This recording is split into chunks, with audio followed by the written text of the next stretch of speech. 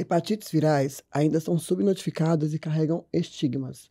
No episódio de hoje, vamos conversar com um profissional que atua na linha de frente do cuidado e da prevenção e desmistificar essa condição.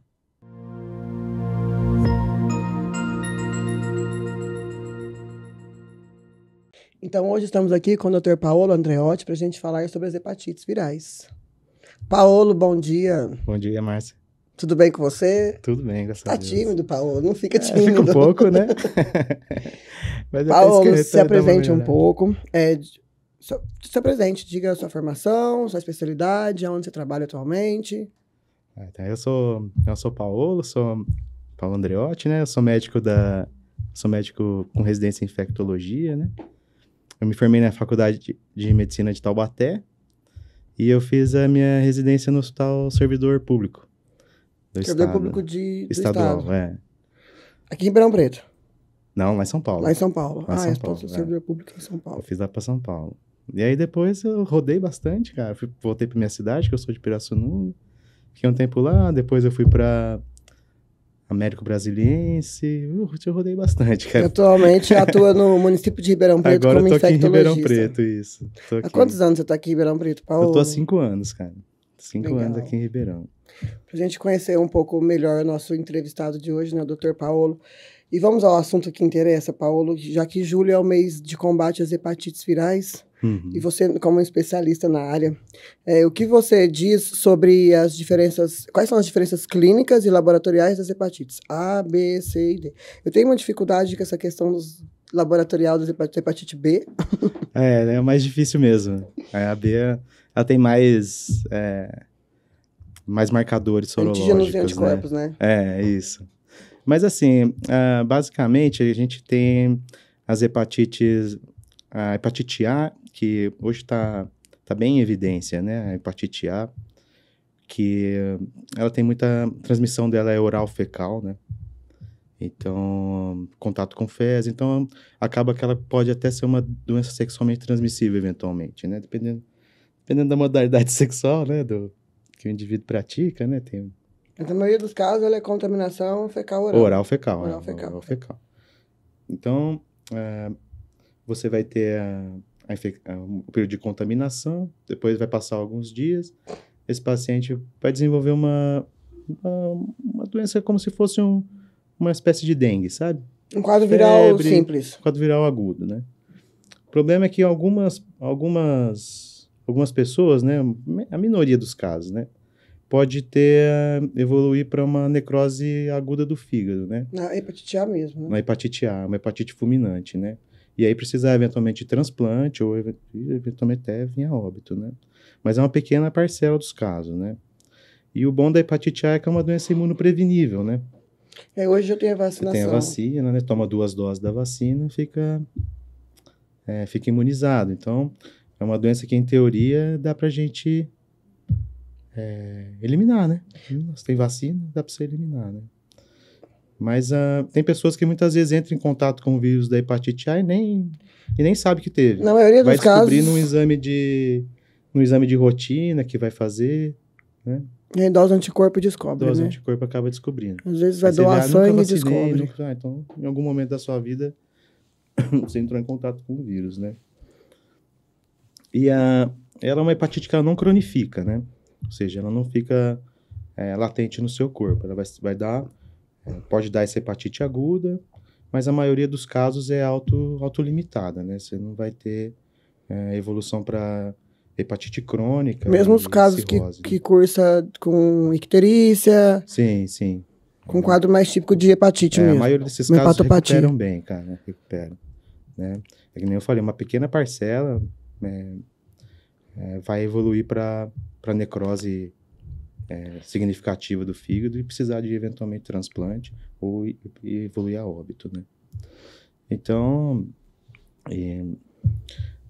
E sobre as hepatites relacionadas, as mais relacionadas, né? As ISTs, as infecções sexualmente transmissíveis, hepatite B, hepatite C... A B e a C, você precisa ter o contato com o sangue, né? Esses vírus, eles ficam em 2 locais do corpo só, o B e o C. No sangue e no fígado, né? Falar assim, qual é a melhor, qual é a pior, é bem complicado, né? Mas, assim, A hepatite B, o problema do vírus da hepatite B é que depois que o indivíduo se infecta, esse vírus ele integra no genoma, né,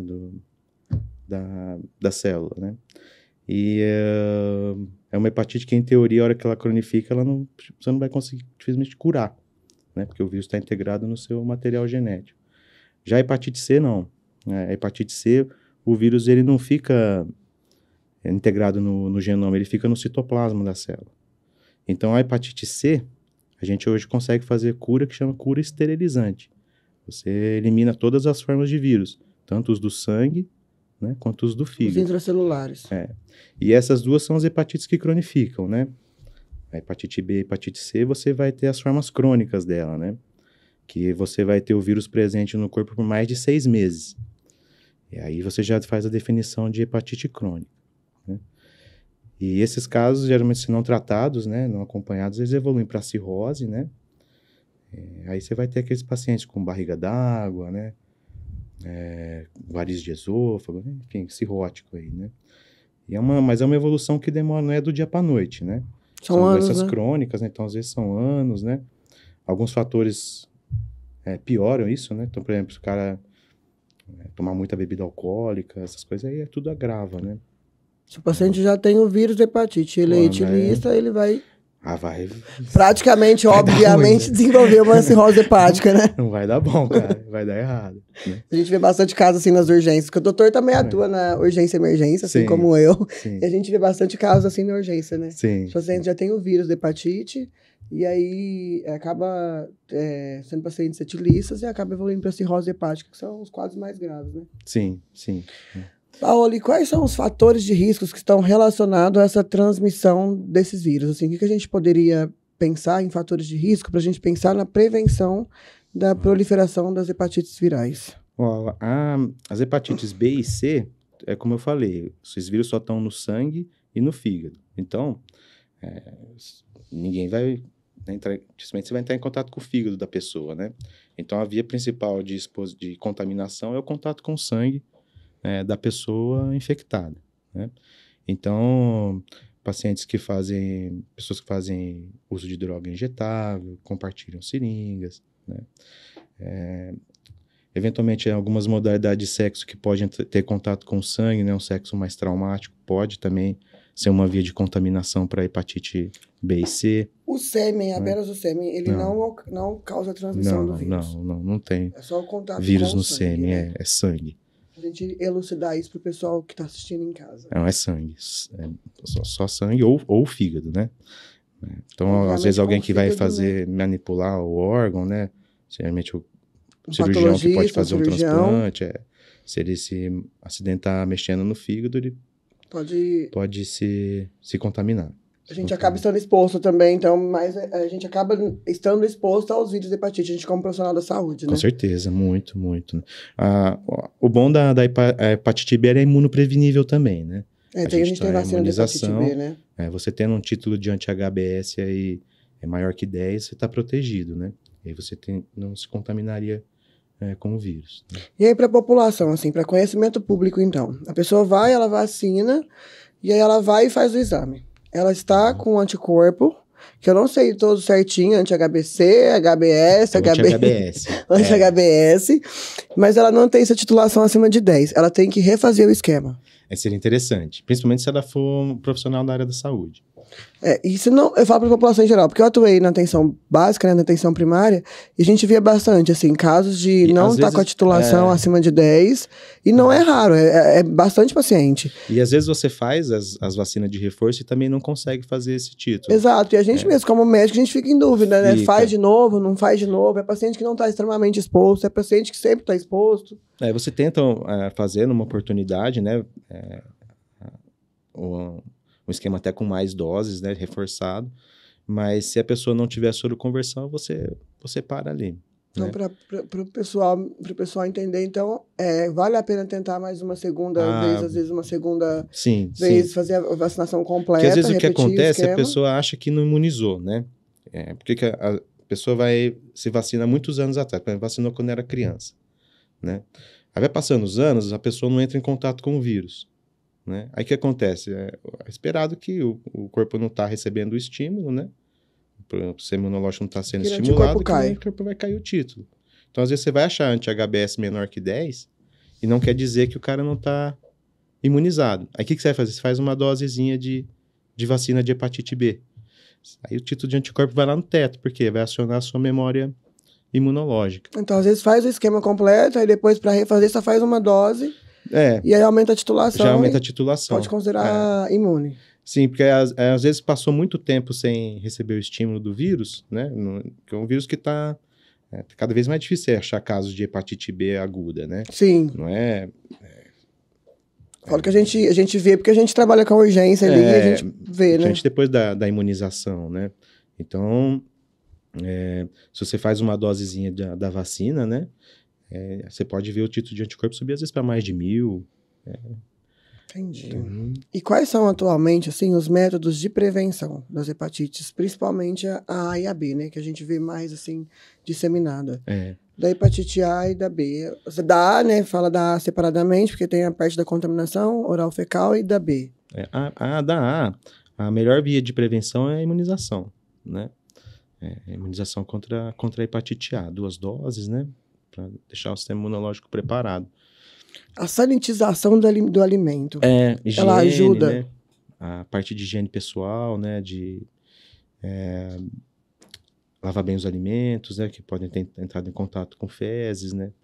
E também a parte sexual, cara. Acaba que algumas modalidades você pode entrar em contato com fezes de pessoa contaminada, né? Sexo anal, aquelas modalidades que a pessoa...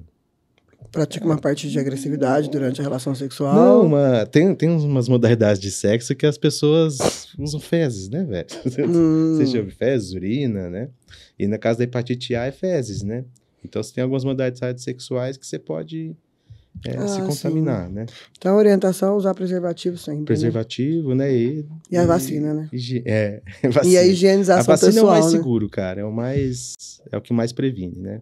Disparado, né? As outras medidas ficam um pouco complicado para hepatite A, porque... São coisas que fogem do nosso controle. Foge do controle, exatamente. Todo mundo, a gente almoça em restaurante. Sempre tem aquela questão, né? Foge um pouco, difícil, né? Mas a B, você já consegue se prevenir melhor, né? Então, se você, por exemplo, se o cara usa droga, ele ter a próprio kit dele, né, cara? Usar a seringa dele, usar a agulha dele, não compartilhar, né? Às vezes até canudo, né, de cocaína, né, que a pessoa... Por conta de lesão, intranasal, né? e eles compartilham. Com sangue, né? São drogas que machucam, né? A mucosa, né, do nariz. Então você pode ter pequenos sangramentos, né? E pode ter contaminação nesse sentido. Na população susceptível, a gente vê bastante esse compartilhamento, essa contaminação, né? Sim. Essa infecção, né? Sim. Mas também a B, a melhor prevenção é sempre vacina, né, cara? Dessas doenças, a melhor prevenção é sempre vacina, cara. Vacina nunca é demais, mano. A não ser que você tenha uma contraindicação muito, muito grave, né? Alguma alergia, alguma coisa que contraindique muito você tomar a vacinação, né? Do contrário, a vacina é o que previne mais, cara. Se você pegar hoje, vamos sair um pouco da hepatite por vírus, né? E ver a da febre amarela, que também dá uma hepatite viral, né? A melhor meio é vacina, né? E tá cada vez mais urbana, né? Sim, sim. A febre amarela tá cada vez mais perto da cidade. Não me assustaria daqui a pouco a gente ter surto de febre amarela urbana. Né? Agora, a hepatite C, você já não tem vacina, né? Então, não é uma doença imunoprevenível. A C, pelo contrário, o bom da C é que você tem um tratamento com cura, né? Então, você toma uma medicação por via oral, umas 12 semanas, e o vírus é eliminado. Você elimina ele do fígado e elimina do sangue. Então, você elimina os 2 sítios de localização do vírus, né? Os santuários dele. E aí você tem a cura esterilizante. Aí esse indivíduo para de transmitir, né? Então, inclusive, uma das coisas que o Ministério, a Organização Mundial da Saúde preza é tentar eliminar o vírus da hepatite C, né? Mas para isso precisa ter testagem, né? Porque a hepatite C, a maioria dos casos você não vai ter sintoma de hepatite aguda. Né? O cara não vai chegar para ser amarelo, né? Nem sabe que entrou em contato com o vírus. né? A grande maioria dos casos você vai pegar, na verdade, é assintomático, né? E você vai achar só testando, né? Então, médico que vai atender paciente em postinho, essas coisas, obrigatório, né? Pedir HIV, hepatite, sífilis, né? Que são doenças silenciosas, às vezes você não manifesta, Na né? atenção primária, na UBS, né? O clínico geral, quando a gente fala, a gente pedir aquela bateria de exames, né? Fazer o Sim, check-up, né? sim. Que os pacientes pedem, né? Eu quero fazer um Incluir, check-up, né? né? Incluir, Incluir a parte de ISTs, né? incluir, lógico. Lógico, não Porque, custa, assim, né? o diagnóstico precoce, ele muda ou não o prognóstico do paciente hepatopata, no caso de hepatites Nossa, mas muda virais? muito, né? Se não deixar a doença chegar no estágio de cirrose, né? Além de ser economia Economia financeira, de, né? de dinheiro público, né? Sim, porque quanto que custa um cirrótico num hospital? Isso é muito caro, pô, né? Aí vai endoscopia, transfusão, pô, né? Ligadura, e por aí vai. Procedimentos, UTI, unidade de terapia antibiótico, intensiva, né? antibioterapia. Só BO, cara. Os pacientes também acabam desenvolvendo as peritonites bacterianas, e aí entram as antibiótico terapias, que são caríssimas. Exato. Então, para prevenção também entra como prevenção de uma cronificação, né? Porra. Também entra como medida aí o diagnóstico precoce, Diagnóstico né? E aí precoce, entra a sempre. atenção básica nossa, atenção primária. Sempre. Fazer Diagnóstico ali, precoce, tratamento precoce, né? fazer ali uma triagem infecciosa de ISTs com o paciente também, né? Lógico, lógico. Paolo, mais uma perguntinha para você. Atualmente, quais são, então, a gente já falou, né, da prevenção das hepatites, da hepatite C no caso, né? E você falou que a hepatite C é uma hepatite que tem cura. Cura. Ela pode ser autolimitada e ela pode se cronificar. A hepatite C, ela cronifica em 80% dos casos. Então, se a pessoa se contaminou com o vírus, tem 80% de chance desse cara ficar com ele mais de 6 meses no corpo, ficar crônico, né? 20% cura. Cura 20% sozinho. apenas cura. Cura sozinho. E aí essa cura depende do diagnóstico precoce. Não. A cura, muitas vezes, o cara não vai saber também. Ah, é verdade, né? Ele também vai achar o anti-HCV positivo, né? Aí vai fazer a confirmação se o cara curou ou não pelo PCR. Aí você vai procurar o vírus no sangue, né? Porque tem no sangue e tem no fígado. Então, depois que você tem o teste de anti-HCV de rastreio positivo, você faz o PCR. O PCR dando positivo, o cara tá infectado. O PCR dando negativo, aí tem duas situações. Ou é um falso positivo do exame, anti-HCV, ou o cara entrou entre os 20% que curou sozinho. Ele tem um anticorpo, mas não tá com a doença aguda. Exato. Clareou o vírus, né? Isso só acontece em 20%. Na minha vida, eu vi um caso que clareou. De hepatite C. Um só. E existe tratamento para hepatite C hoje, assim, é medicação? E aí, quais são essas medicações? Quais são as linhas de tratamento que a gente tem para hepatite C e as últimas atualizações aí de protocolo de tratamento de hepatite C? Hoje, a hepatite C, ela saiu de uma fase de muito sofrimento para o paciente, né? Porque antigamente, os tratamentos anteriores para hepatite C tinham muitos efeitos colaterais, né? E a chance de cura era muito pequena. Muito pequena, não, mas em torno de 50%. Né? Então era uma loteria, né? Você tinha que tentar e ver se dava certo, né? Mesmo com a medicação, a gente tem ali 20% de pacientes que não cronifica. E mesmo usando a medicação, daqueles 20% que não cronifica, apenas 50%... daqueles que estão tratando na época do mais antiga, né? Que tinha o interferon, a ribavirina, esse tratamento que não era tão eficaz, se conseguia curar 50% dos que estavam crônicos, né? Em média. Desses que já cronificaram, então, né? O estudo foi feito sobre os só crônicos. Os que curaram, você não vai tratar, né? E hoje em dia, quais são as opções que usa para... Aí hoje, o que aconteceu? Aí hoje os tratamentos para hepatite C mudou. Hoje são antivirais, tratamento via oral, né? Com medicamentos que são específicos para o vírus da hepatite C, né? Então, uns nomes bem cabulosos, né? Não sei se... Os antirretrovirais sempre tem os nomes diferentes, né? Eu conheço mais os de HIV, que a gente tem contato às vezes na atenção primária, mas tem uns nomes diferentes, né? Eu acho que não sei se ficar falando o nome aqui, isso vai ajudar muito, mas o que eu acho que é importante, né? É saber que existe um tratamento que vai dar cura, né? Que pegar para a população médica para fazer uma parte de prevenção, é você saber que tem cura e que você precisa Então, rastrear. tanto para a população médica como para conhecimento de saúde pública, assim, para a população em geral.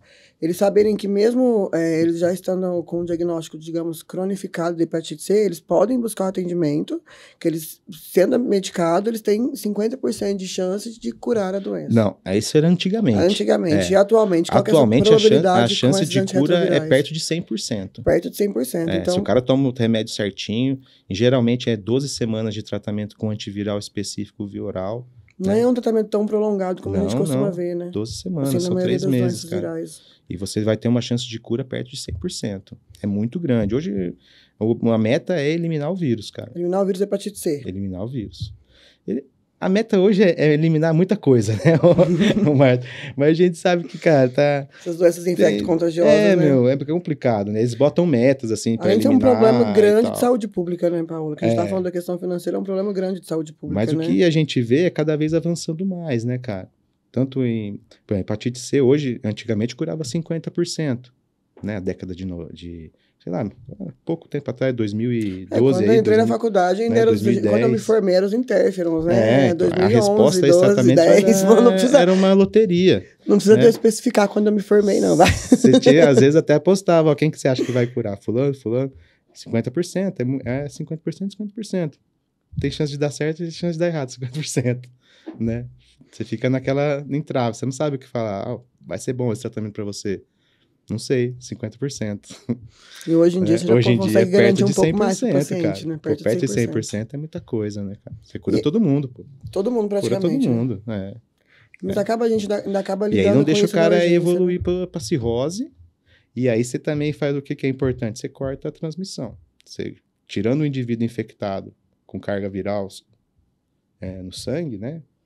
Positiva, esse indivíduo para de contaminar outros indivíduos. E aí você vai encerrando o ciclo, né, do vírus, né? Mas isso aí vai demandar muito tempo, né? A gente precisa, de fato, precisa de uma testar, política precisa tratar. de educação continuada na saúde pública, né? Sim. Principalmente quanto às doenças infecto-contagiosas, E se né? você pega também a população mais arriscada para isso, são os usuários de droga, né, cara? População suscetível, difícil puxar né? esse povo em uso de droga pro serviço de saúde, né? A gente encontra bastante desafio com isso, né, Paulo? Na atenção, cara, né? Tanto na atenção primária como na urgência. Na atenção primária, né? Nas não UBS, é um na tratamento urgência. barato, né, cara? É. Você pegar esses remédios novos para hepatite C, são remédios caros. A gente acaba tendo paciente que vai, que adere, que começa e que evade. Aí vai para situação de rua, situação de risco, acaba contaminando outros pacientes. Então, me fala assim, no geral, a gente está comentando agora, quais são os desafios que a gente encontra hoje para erradicar essas hepatites virais? Assim, Eu acho que a coisa é bem social. Né? O principal é social, né? Eu acho. Eu acho que é importante a gente ter médico bem treinado, né, cara, para pelo menos fazer, que nem a gente comentou aqui, saber que existe o tratamento. Né? Porque a gente pega colega que não sabe que tem cura, né? Que acha que o cara vai ter hepatite C e vai morrer, né? E não é realidade. Tá estigmatizado, né? Ficou. Então, hoje o médico saber dar um diagnóstico direitinho. Ninguém tá pedindo pro cara, saiba tratar a hepatite C, saiba todos os nomes dos remédios. Não, isso aí é ilusão. É infectologista. Então, especialidades, né, cara?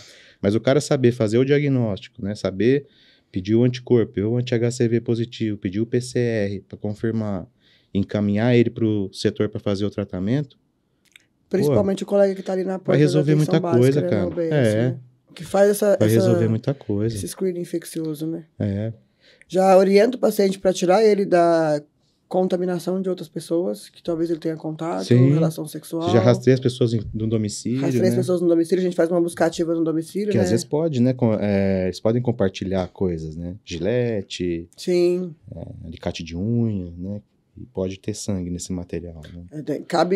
Vale ressaltar essa questão dos alicates de unha, né? A gente sempre, né, quando entra no assunto de hepatites, uma coisa que a gente sempre orienta os pacientes, né?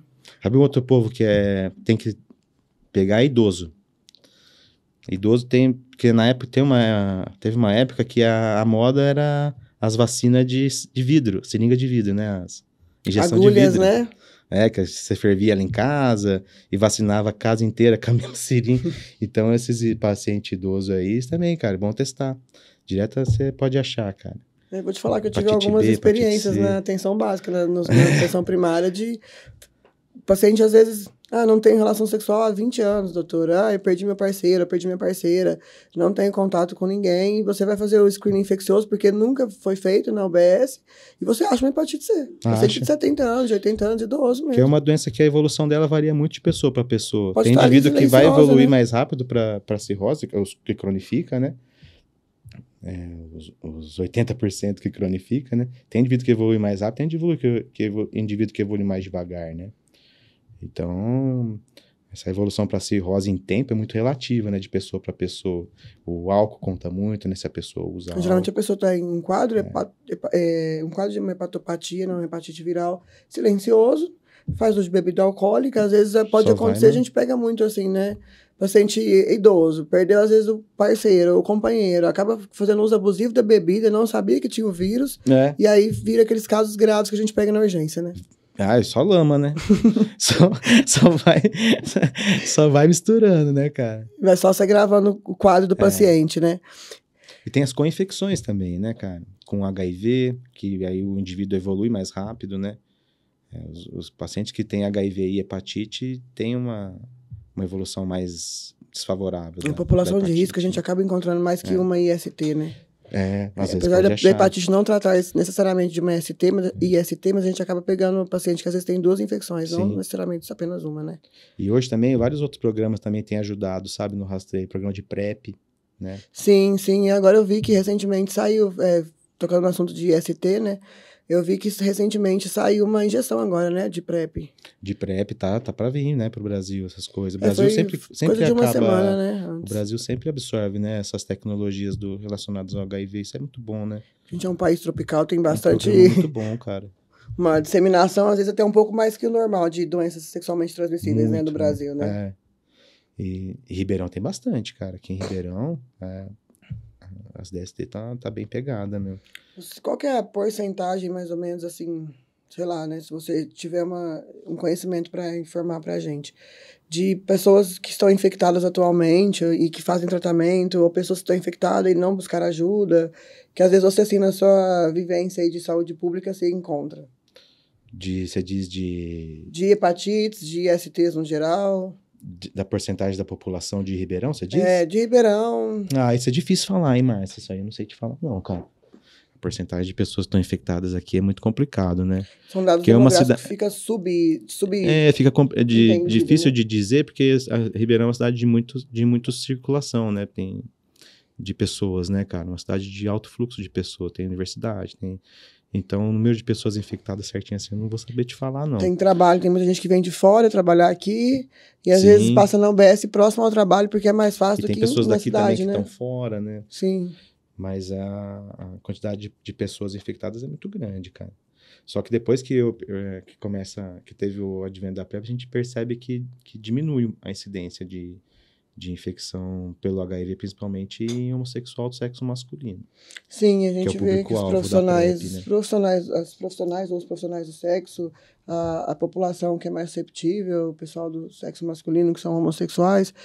Hoje eu cheguei a trabalhar um tempo, né, em Jardinópolis, num local lá que eles fazem esse acolhimento dos pacientes com doenças infecto-contagiosas e tratam, né, e fazem acompanhamento. A gente tinha bastante deles que faziam busca...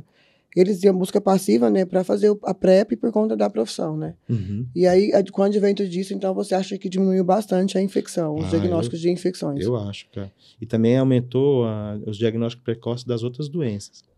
Da hepatite C, da sífilis, né? Porque eles acabam buscando o serviço para fazer o PrEP, a gente faz o rastreio infeccioso e acaba achando precocemente as outras doenças. As outras doenças, Fora que você imuniza também, né? Para B, para A. E já imuniza o paciente, né?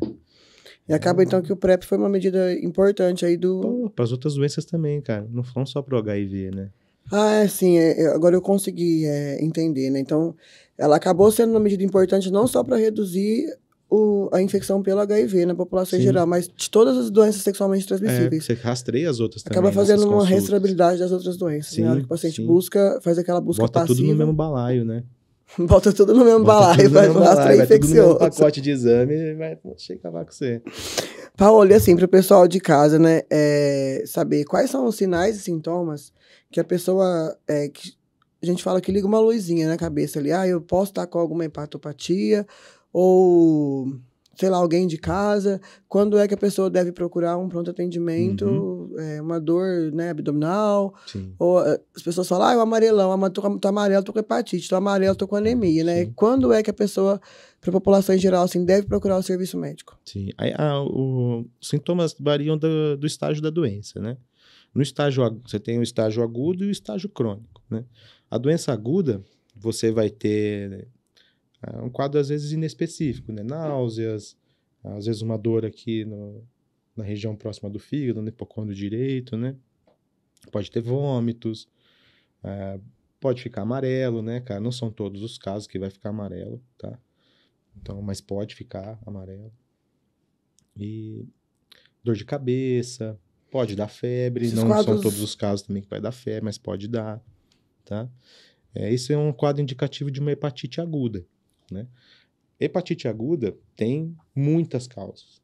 Você falar que o cara tá com uma hepatite aguda é uma coisa muito vaga, né? Você É não uma vai, coisa que eu sempre tento explicar, às vezes, para alguém conhecido que vem perguntar alguma coisa relacionada, né? tá com uma inflamação aguda do A dengue fígado. causa Então, uma hepatite. porra, causa uma hepatopatia, uma baila de né? uma hepatite, né, cara?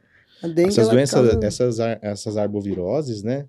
Dengue, chikungunya, agora essa que tá tendo ali em Ubatuba ali, Oropost, né, cara? Todas elas dão hepatite, né? Eu tive um quadro de dengue grave, em 2022, eu tive uma hepatite. Sim. Eu tive hepatite, tive um pouco de edema de via porta, tive uma hepatosplenomegalia, tive uma ascite moderada, por conta de uma dengue grave. Sim, pô. E tem várias outras causas, né, cara, que a gente vê além das doenças infecciosas, né? Você tem as doenças autoimunes, você tem as medicações, sim, né? nossa. Então, a hepatite é um diagnóstico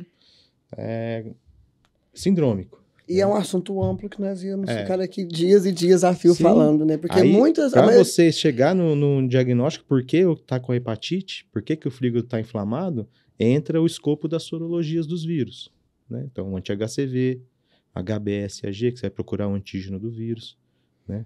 O HBsAg é para pesquisa do antígeno do vírus hepatite B. Antígeno de superfície. E o antígeno que você usa para fazer a vacina, né? Aí você usa o antígeno de superfície, que é o HBs, para estimular a produção do anti-HBs. É um anticorpo contra o HBs. O antígeno que usa para fazer a vacina é o... De superfície, que é o HBsAg. HBsAg. E aí, estando vacinado, o paciente vai estar imunizado. Com anti-HBs positivo. Anti-HBs positivo.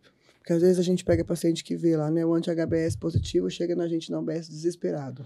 Não. Então, para o pessoal de casa... Anti-HBs positivo é bom. Para o pessoal de casa, né? Ficar bem elucidado. Anti-HBs positivo é o que a gente quer. Positivo é o que a gente quer, É o que a gente Paulo? quer. É o que a gente quer para todo mundo, na verdade. E atualmente, assim, você falou agora das... Então, assim, para a gente concluir, né? Quando buscaram um pronto atendimento ou um especialista suspeitando de uma hepatite, dor abdominal, Isso, os quadros agudos, né? Agora você vai ter os quadros crônicos, né? Que aí a gama de sintomas pode ser grande. Pode ser desde um paciente sem nenhum sintoma ou aquele paciente que já chega cirrótico, né? E com estigmas de cirrose, né? Então, ascite, icterícia, desnutrição proteica. Queixa de hematêmese. Hematêmese, varizes de esôfago, né? O fígado pode ou não estar palpável, né? Que o fígado vai murchando, né? Inicialmente ele aumenta, depois ele começa a murchar por conta das necroses hepatócitos, né? Aí daí, é a cirrose, daí né? pra frente é só pra trás, né? Daí pra frente é só pra trás. Daí lascou, cara. Eu costumo falar muito pros pacientes, assim, na UBS, né? E na urgência quando dá tempo, né? Ó, cuida pra não sangrar, porque a hora que a gente pega sangrando na urgência, que é os que chegam na urgência. E são pacientes candidatos a transplante, né? A gente, como atuante aqui na área de urgência e emergência, a gente costuma ver. Chega na urgência sangrando, é difícil a gente... difícil a gente salvar a vida daquele paciente, né, Paulo? Difícil, meu. É difícil mesmo, cara. Sangramento, infecção grave, né? Peritonite. As peritonites bacterianas espontâneas são pacientes graves, né? Encefalopatia hepática. Encefalopatia hepática. Gente, vou ficar falando do assunto hepatite aqui. Da PAN. Bastante coisa, até porque hepatite é uma coisa que... É muito amplo. Acho que 70%, 80% das doenças em geral pode causar hepatite, nem da né? D nem da E, né? Nem da D, nem da... E é verdade, a D e a E são doenças que não são muito faladas, né? Mas a D, falando você vai achar em dela. alguns bolsões lá no norte, né? Na Amazônia. Ela tal. não tem pra cá É difícil, no porque sudeste do país. para você ter AD, você precisa ter o vírus B. Então só pega a hepatite D quem Se já você tem a tiver o B. hepatite B. Senão você não vai pegar. Ele precisa do vírus B para fazer o ciclo dele, do vírus D. E a D, qual que é a forma de contaminação dela? É a mesma. É A contato mesma. com sangue. É. Contato diretamente com o sangue do paciente. Sim. E aí? Porque você vai ter que ter o contato com o B, entendeu? Ah, é verdade. Então, é um vírus de contato com sangue. O E é bem difícil de achar também, mas é a mesma via de transmissão da A. Então, assim, oral fecal é. é a hepatite A. A B, a C e a D é contato direto com o sangue do paciente. Sangue. Ou, às vezes, com o O hepatócito contaminado, né? Com a célula do fígado contaminado. E a E também é contaminação oral fecal, mas ela não tem aqui para o estado de São Paulo, para o Sudeste. É mais ela difícil é mais de rara. pegar. Não é que não tem, né, cara? Hoje em dia, a gente pode ter de tudo aqui, né, meu? A gente tá vendo voltar até pólio, né, cara? Sim, é verdade. Então, hoje que esse encurtamento das distâncias aí, Isso né? que eu ia perguntar, você como infectologista, o que você acha, assim, talvez essa recidiva, né, da poliomielite, Pô, isso é uma merda, cara. da febre Desculpa. amarela, é péssimo, né? É péssimo, Imagina. isso é péssimo, cara. Mostra que ele não tá imunizando, É um né, bate-papo descontraído, viu? Pode ficar tranquilo. Mas, assim, o que você acha que aconteceu para estar voltando essas doenças, eu acho que não Paulo, tá que se já vac- estavam eu acho que- erradicadas? Eu acho que estão se esquecendo da vacinação. É falta de política de vacinação? Ah. É falta de conscientização da população? Eu acho que muito também, sabe uma coisa que eu vejo? É mau uso de rede social. Mau uso de rede do social, mau uso celular, de informação na mau uso de internet, né, Paulo? informação, eu acho, cara. O que a gente mais recebe é paciente de internet, né? Pega muito pessoal, muita bobagem que se vê aí, com notícia de sites que não são... Que não traz informação que não tem fidedigna, informação né? boa, né, cara? É uma coisa importante pra gente falar pro pessoal de casa, muita saber gente querendo aonde aparecer, buscar né, informação. Tem muita gente que fala o que as pessoas às vezes querem ouvir, né? E não fala a verdade, Quer né, ouvir cara? de saúde, procure vai ouvir de no site profissionais bom, da né, área, cara? né? Vai no site do Ministério da Saúde, da OMS, né? A gente mesmo, como profissional, quando quer buscar informação, a gente vai no site do Ministério da Saúde, né? É que às vezes quer a informação mais fácil, né, cara? O mais curto de ler. Eu vou dizer, viu, ó. Hoje tá disseminada aí as IAs, né? Mas outro dia eu fiz uma conta matemática com a IA e ela errou.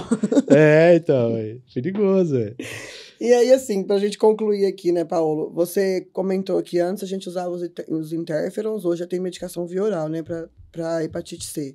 Quais são os últimos avanços tecnológicos? Não sei se houve alguma coisa após o uso das medicações orais, para ajudar, né, auxiliar na erradicação das hepatites virais. Eu acho que ficou por aí mesmo, por enquanto, né? A gente tá nessa, né, de estimular agora o diagnóstico e tratar essas pessoas que estão doentes, né? Então, o maior avanço é esse, né? É a oportunidade de se curar. E aí estão com essa política de conscientização, que já existe os PrEPs, né? Para pessoal de casa que não conhece, PrEP é o protocolo. É profilaxia pré-exposição. Profilaxia pré-exposição. Essa é uma profilaxia pro HIV, né? Sim. Você usa a medicação antes de se expor ao vírus numa relação sexual, né? E nessa profilaxia você toma um remédio que você previne o HIV, de se infectar com HIV. Só que nesse segmento a gente acompanha as outras doenças também, né? A hepatite C, a hepatite B, a sífilis, a hepatite A. Então acaba fazendo diagnóstico precoce e imunizando, né, cara? Então, o PrEP é a profilaxia pré-exposição a doenças infecciosas. Ao do HIV.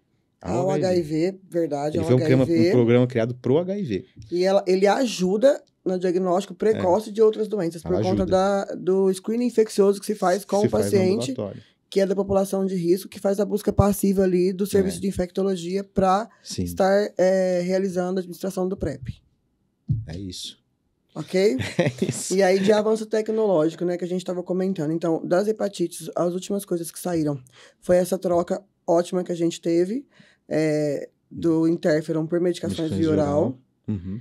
E atualmente agora tem essa injeção aí que vai sair como PrEP, que aí vai evitar a pessoa de estar tomando comprimido diário. Mas na verdade não é nem evitar, né? Porque o que acontece é que você tem só no Brasil, né? Aqui que a gente tem, pelo menos aqui em Ribeirão, é só uma medicação para fazer PrEP. Né? Você não tem, você fica meio engessado se dá algum efeito colateral, né? Porque não quer dizer que esse medicamento injetável também vai ser bom para todo mundo, né? Esse medicamento, acho que eu vi na internet recentemente, eu tava até pesquisando tem remédio sobre que é bom para hepatite. um, é ruim para outro, tem remédio que é bom para outro, é ruim para um. Então, você tendo opções, né, cara, de medicação, fica melhor, né? Você não ficar engessado em uma medicação só, é melhor Como o para HIV você. hoje, né? Tem uma Uma gama gama, de antirretrovirais, né? Para ser utilizado no HIV, né? Pô, e pra PrEP dá pra fazer também, né? Se você Essa botar troca, né? esse escopo de remédio aí que tem disponível pra tratar HIV, se você pudesse usar pra fazer PrEP também ia ser bom, né? Só para o pessoal de casa conhecer, as medicações que são usadas para PrEP, que hoje ainda é via oral, são as mesmas para o tratamento? É assim, parte de... Parte Só que a PrEP você toma remédio a menos, né? O comprimido da PrEP são 2 medicações pro HIV e o tratamento geralmente você começa com 3. Então é um remédio a menos, né? Que não um cabe os comprimido nomes por aqui dia. agora, que é tudo... Cita eu o acho nome que... das 3 que a gente mais usa, para o pessoal ter um conhecimento, que isso é quase um xingamento, né? Uns nomes que às vezes não cabem mesmo, né, cara? Mas o que mais usa para PrEP aqui no Brasil é o tenofovir com entricitabina. A lamivudina... A lamivudina, ela é parente da entricitabina, né? São da mesma classe. Você usa a lamivudina no tratamento, né? Que é o comprimido combinado, né? Tenofovir com lamivudina e dolutegravir. O dolutegravir, ele é novo, né? Tem 4 ou 5 anos, né? Ele é mais recente. E ele tá sendo bom, né? Bom. A gente vê que com o advento do dolutegravir, a gente teve uma diminuição importante na contaminação, porque as pessoas que estão com o vírus do HIV indetectável, eles não transmitem, Não transmite. Então, você vê que o fato de estar indetectável não é bom só para o HIV, né? Sim. É bom para todos os outros vírus, né? E isso você como infectologista, eu como clínica geral, assim, atuante no setor público aí, né, na atenção básica. Mas você como infectologista, você percebeu que essa diminuição também aconteceu após o dolutegravir? Do quê?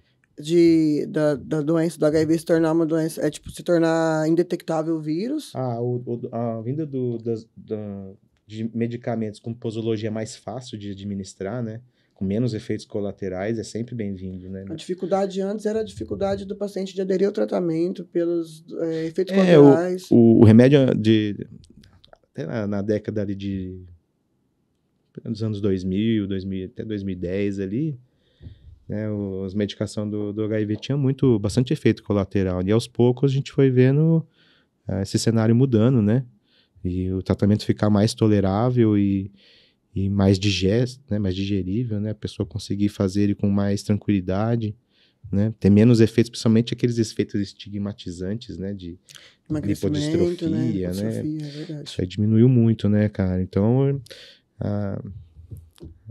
e a tendência hoje é você fazer tratamento simplificado, né, você tirar medicações, né, deixar um comprimido dose única. A quantidade de medicação mínima possível. E antes tomava sempre tenta tirar medicações, o tenofovir da jogada, né, no nosso ambulatório para diminuir os efeitos a longo prazo, né, renal, ósseo, né. O tenofovir, ele causa osteopenia, causa nefropatia, né. Então a gente sempre tenta tirar esse medicamento sempre que possível, né. Então se o cara tem boa adesão, fica ali uns 2 anos, pelo menos, indetectável, dá pra gente começar a pensar em um esquema simplificado, né, com menos toxicidade. Então você vê que cada vez avança mais, né, cara? Então avançou HIV, avançou hepatite C. Né, a gente aprendeu, eu passei infectologia na faculdade, né? E aí depois eu só vim atuar na área de urgência, a gente sempre viu os casos graves, né, como a gente comentou já antes. E aí, recentemente, não muito recentemente, mas há um tempo atrás, eu atuei na atenção básica e tive contato, né, com o tratamento das doenças infecto-contagiosas e eu vi, assim, que da minha época de faculdade para agora, um tantinho de anos aí, melhorou bastante. Essa questão do HIV ficar indetectável, a mulher poder gestar, né, melhorou muito. Sim. A qualidade de vida dos pacientes já contaminados. Muito, cara, muito. E diminuir a transmissão também, né, cara? Você vê até a parte de gestação ficou mais tranquilo, né? Você não precisa mais fazer aquela loucura de correr para fazer parto empelicado, né? Essas coisas. Então tudo vai mudando, cara. Mas a gente tem que ir aderindo, né, cara? Não pode ter cabeça de, vacina não presta, vacina é ruim, ou não vou me testar porque eu tenho medo. Então, algumas coisas precisa tirar da cabeça da população, sabe? Que é ruim, sabe? Então, para a gente encerrar, uma orientação para a população.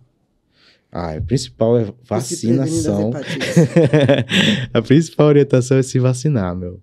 se vacina contra as hepatite A, hepatite B, né? Se tem risco, faz medidas preventivas, né? Faz a PrEP, Faz né? a busca passiva para o uso do PrEP. Faz, cara. Não tem o que perder com isso, entendeu, cara? Você não vai perder nada fazendo isso. Você Então, perde se você se contaminar, se né? contamina, pô, né? Aí é pra vida toda, né? Então, o que você puder prevenir, né? Então, eu acho que testagem precoce, né? Testar a população sexualmente ativa, testar idoso, testa todo mundo, velho. Testa, vacina todo mundo. A gente só tem a ganhar. Quanto mais a gente vacinar pra tudo, velho. Meningite, pneumonia, pneumococo, febre amarela. Pô, o que a gente tem a perder com isso? Nada, cara.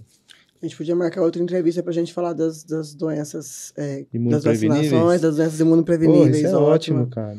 Paulo, eu quero agradecer muito pela sua presença e já fiz um Eu que convite para o agradeço, Márcio. próximo Sempre um podcast prazer. sobre doenças imunopreveníveis. Pô, é um prazer ficar aqui contigo, cara. Você é um barato mesmo. Obrigada de verdade, viu? É isso aí. Gente, muito obrigado. A gente entrevistou aqui hoje o Dr. Paulo Andreotti a respeito das hepatites virais. Trouxemos mais algumas informações, não necessariamente só de hepatites. Obrigada a vocês que estão nos assistindo.